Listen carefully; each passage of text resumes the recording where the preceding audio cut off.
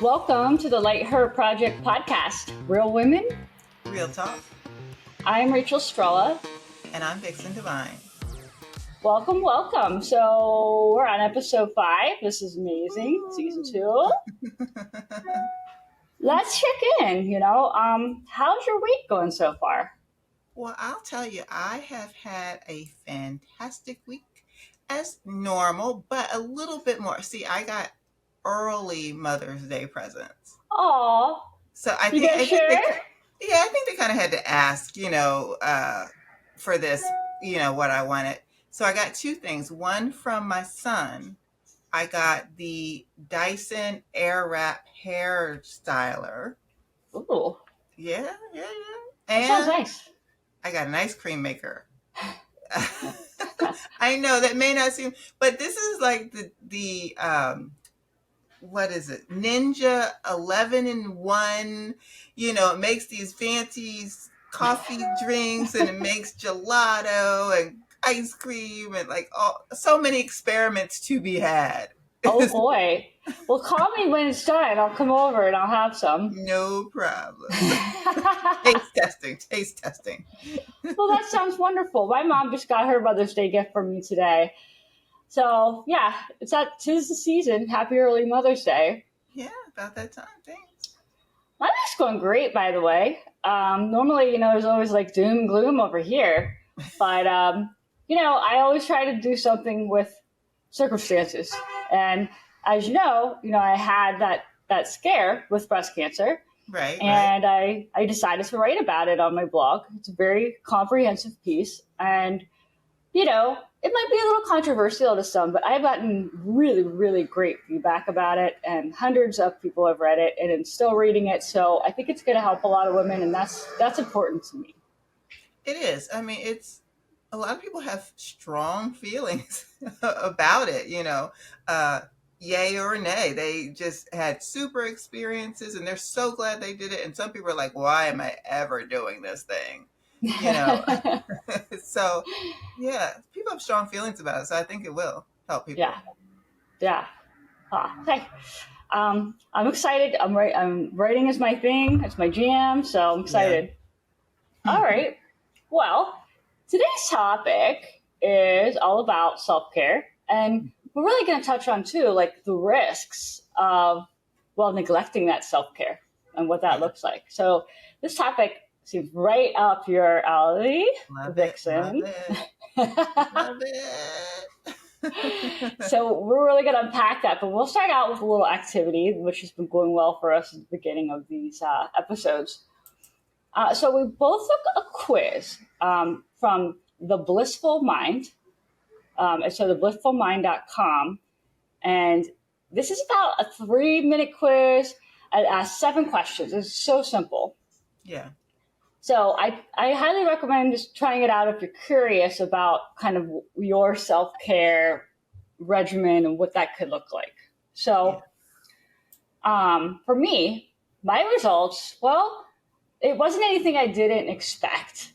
I could use a little bit more of physical self-care. So with that, the exercise, the sleep, and that's not surprising to me. I like massages, I like anything I can do to make myself feel better. Now that's a little passive. If I actually have to eat greens and sleep 8 hours, it's a little harder for me. So I think it was kind of spot on. What about you, Vixen? I am a junkie as far as information. I'm a junkie for information. So mine actually said I needed more mental self-care. Huh. Because I do like the meditating, the journaling, the watching TED Talks, the nonfiction books, reading, like that kind of thing. I am a mental junkie. Like I would rather take a course than to watch TV. Yeah. I'm just information. So this was right where more exercise. No. No, I'm not even going to volunteer to do that. If I'm running, it's because something's chasing me. understand that. Okay. That's the only reason that's happening. Uh, So yeah, information, that was where, and that's right where I want to be. Like the mental, I can do that all day long. Forget vacation. I can sit down and read a book and I'm doing in the backyard. I'm doing good. okay, all right. So you felt like it was a fair assessment.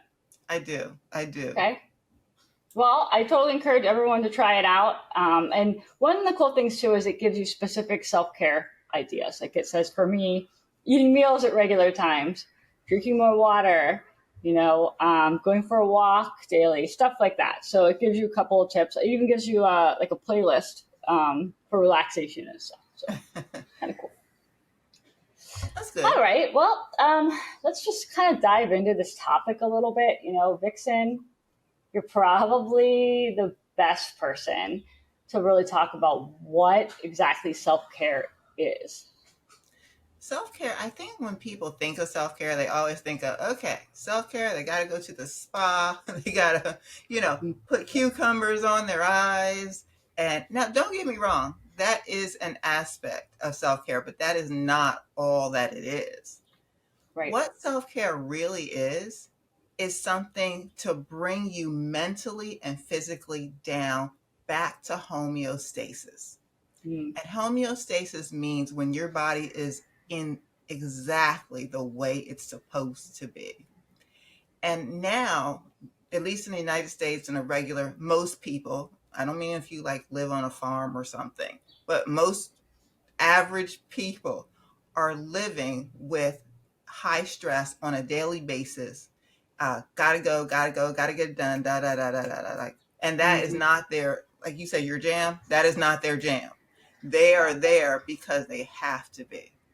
Yeah. So bringing it back down to a relaxing pinpoint for them, however it is, like you said, yours is, mine is reading a book, just mental. Yours is physical. Whatever it is, bringing it back for you, and it has to be enjoyable for you. Okay. Like I said, the exercise is not going to be enjoyable for me. So whatever it is, it has to be enjoyable for you, or else you won't do it. Okay. But yeah, so bringing yourself back to homeostasis, that is what self-care is. So there's different forms of that, and then we'll talk about that in a little while. Yeah, that's really interesting because, I was doing some research just trying to figure out, okay, so what are the different factors? I mean, you just mentioned like mental and physical. I saw as little as 4 and as many as like 8 or 9 different factors that come into this whole self-care thing. I mean, from emotional, physical, financial, environmental, intellectual, social, occupational. So there's like so many things here. So, are you thinking that self-care is primarily summed up in sort of the mental and physical, if you had to like categorize it? I do, because the reason is because the stress level, for instance, you're in financial woes, right? If you're in financial woes, then you probably have stress. It's elevated your stress level. If you didn't have that, you would be more in homeostasis. So that is causing like a cause of the mental. Okay. Does that make sense? As opposed Contributes to it, absolutely. Yes, it's as opposed to it's being its own thing. It's really not its own thing. It contributes to other things. Makes total sense. Those aspects come into play, but they all trickle into those couple of things. Okay. All that makes sense. Okay. I totally agree with you there. It's funny because so I've been having pain for about 15 months now that despite everything that I've tried to do, they have not fully identified the source of the pain. Pain management doctors, neurosurgeons, orthopedic surgeons, PTs, now I'm in acupuncture. What's going on? Like, why can't we figure out the source of the pain? And so we have a theory that it could be something called the psoas muscle. And what's really interesting about that muscle is that that muscle takes the brunt of emotional and mental anguish, because it has to release somewhere. If you're in stress mode all the time, it's like fight or flight. Mm-hmm, Like, mm-hmm. your body goes through a whole process of fight or flight, and then what happens, once you're calmed down? And so that muscle almost kind of takes that brunt of it. And I totally believe that's me. I've had so many stressful instances the past 2 years Yeah. that it just makes sense. But it's amazing how much that mental affects that physical aspect. It's something that really truly, like, direct effects It that, does. you're not just like, oh, my stomach hurts because I'm upset, but like, It does. yeah, That's why when you have a bad environment, like you hate your job, for instance, say you hate your job and you're about, say you clock in at 8 a.m. That's by 7 a.m. Sometimes if you really hate your job, you can be physically sick. mm-hmm, You can really not feel well, just the anxiety of knowing that you are going to that job and it yeah, will physically manifest in you. And that's why I said it really comes, whatever the factors are, it really comes into and trickles into those two factors. sure. That makes sense. It totally does. I mean, I've always believed in that mind body connection, but it's very real. Um, well, let's talk about how we can actually achieve self care. I mean, obviously, knowledge is power, and awareness of certain aspects that are a deficit are Yeah. important. But what else, do you think we could be doing to achieve this homeostasis and self care routine? Well, here's the thing. I think people try to piece it together. You can achieve self-care, but not in pieces. Mm, It is like we talk about trickling into something. People will try, okay, well, they don't like their job, so they get a new job, right? But then their finances are stressed. yeah, So you got a new job, which helps, obviously in your situation, but then, you still don't make enough money, or you're paying something out that's, your car costs too much, or whatever the case yeah, is. So there's still stress there who's hmm, bringing together. So you can't piece it.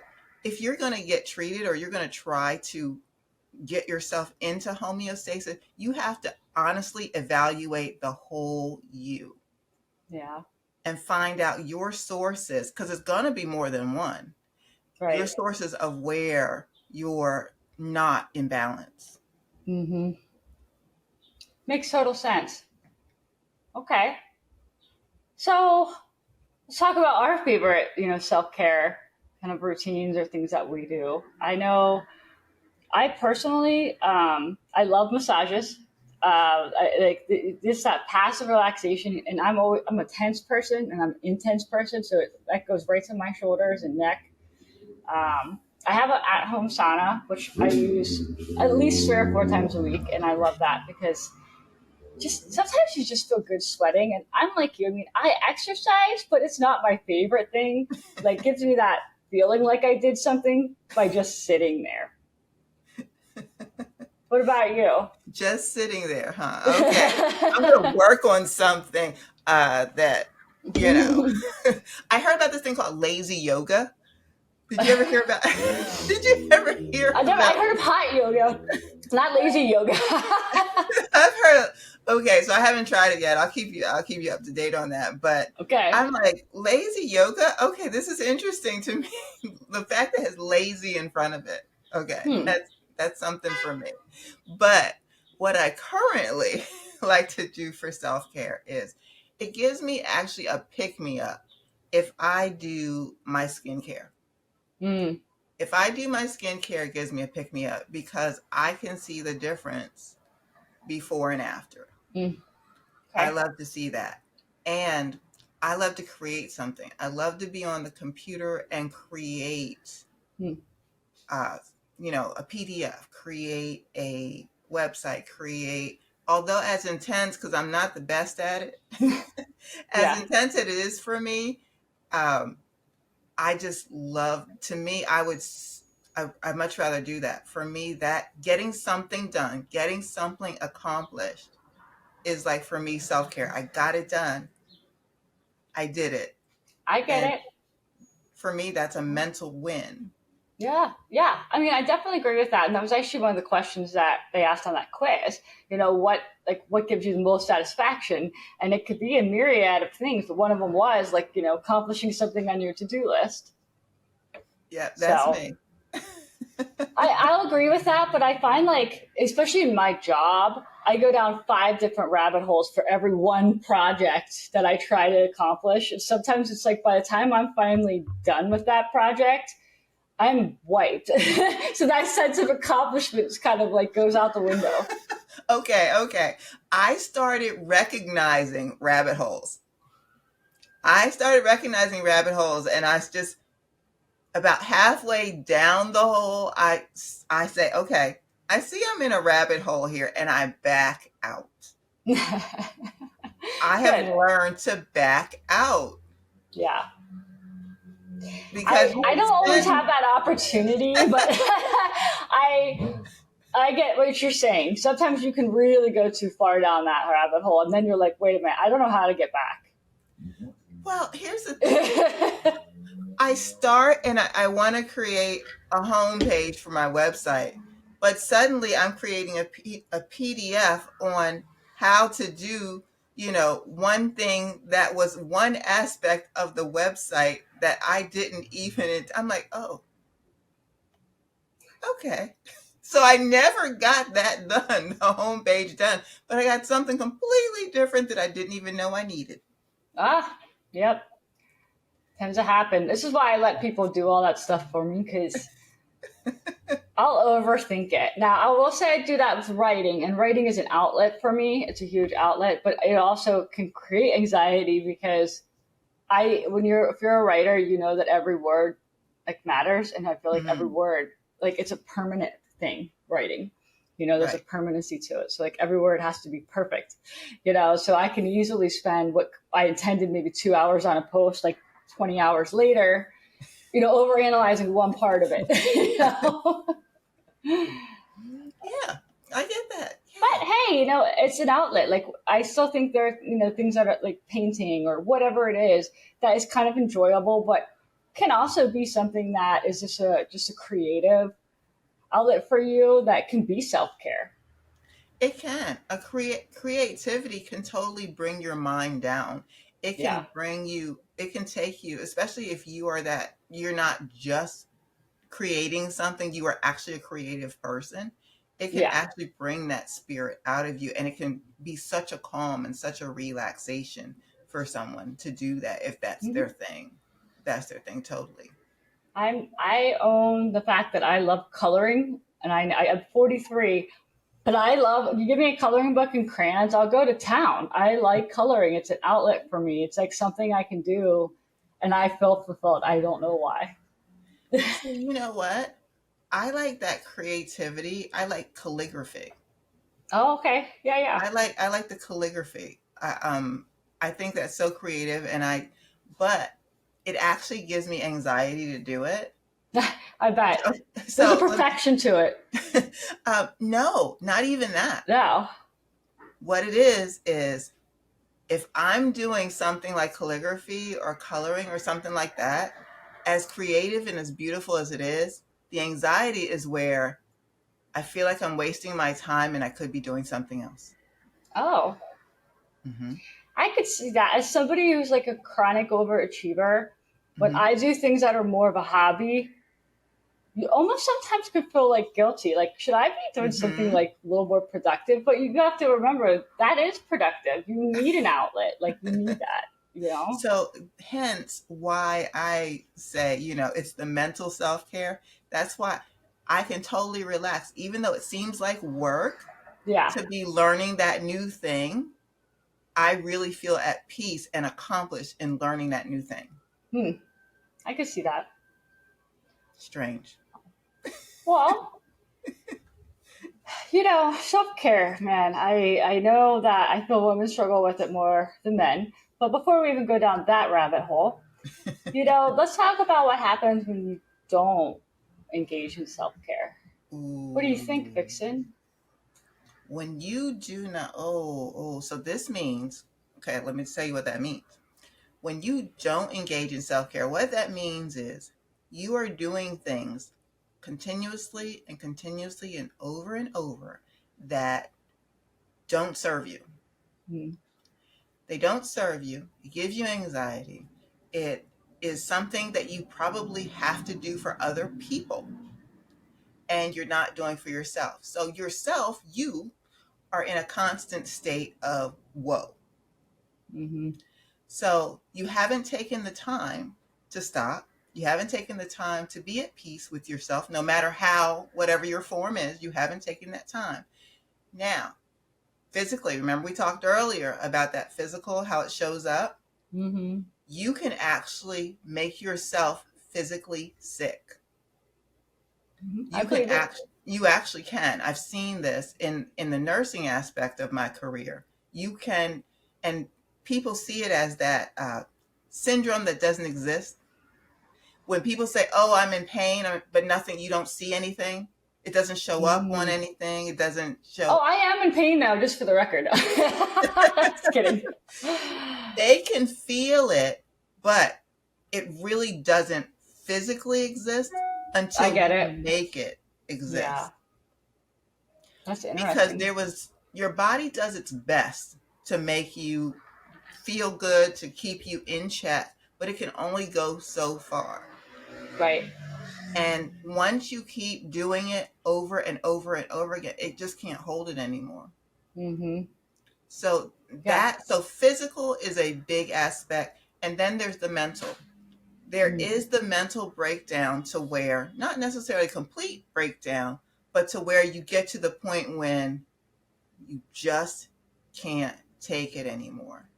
And Right. that's when they just shut the world out. Sometimes they Yeah. will have depression. Sometimes they will have, because they just can't. It's just, they can't. Yeah. And Yeah. people are at them, I need this, I need that, can you do this, can you do that? And they can't say no. And then when they finally get too much, Yeah. that's where the mental aspect comes in. Absolutely. So I can totally see that. if you do a little bit, even if you do a little bit of self-care, start somewhere, it'll take some weight off of your brain and off of your body. Yeah. I totally see that. As somebody, like I said, is an overachiever, when I actually get through my list of whatever it is I'm supposed to be doing, I'm like, what else should I be doing? And sometimes you just need to know when to let your foot off the gas and take that break, and step Yeah, away. yeah. Stepping away is important. Yeah, yeah. I really like that the books, the Effortless and those types of books, because one of the quotes that he says in his books are, "Do not do more today than you can fully recover from by tomorrow." That should be on every overachiever's like screensaver, because it's so easy for you to be like, "What else can I get done and get ahead of tomorrow or ahead of But the they week?" have to know what their limit is. Yeah, exactly.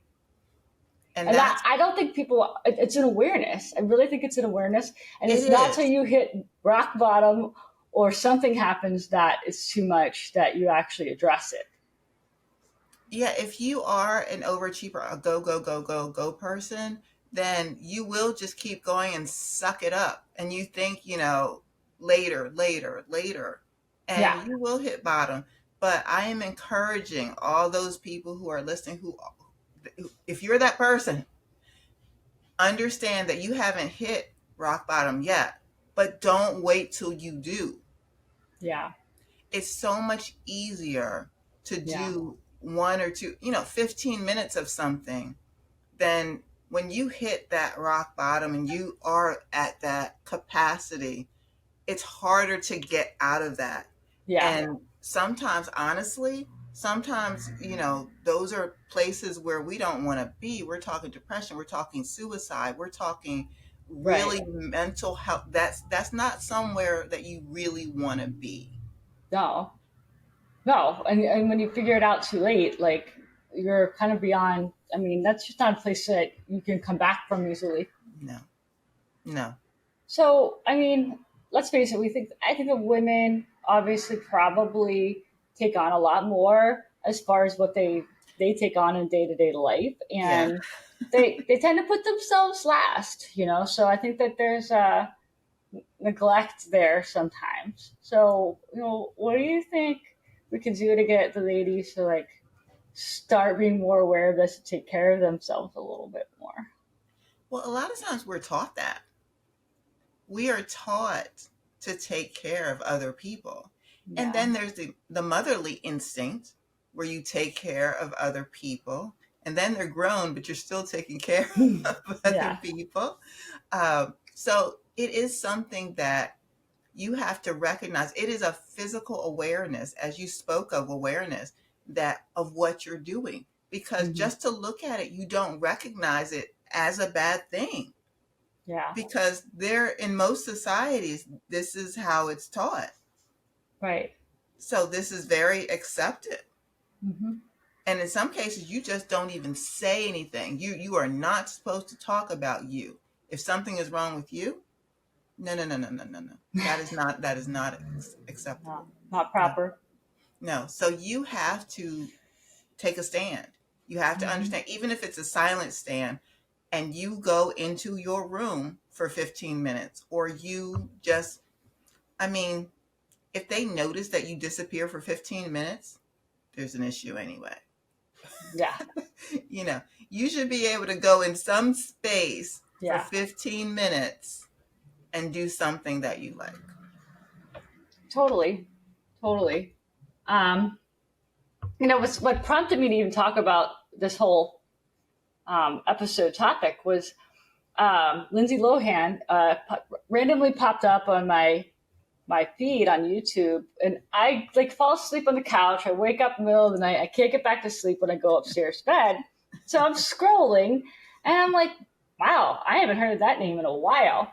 And so I started to fall down that rabbit hole to find out that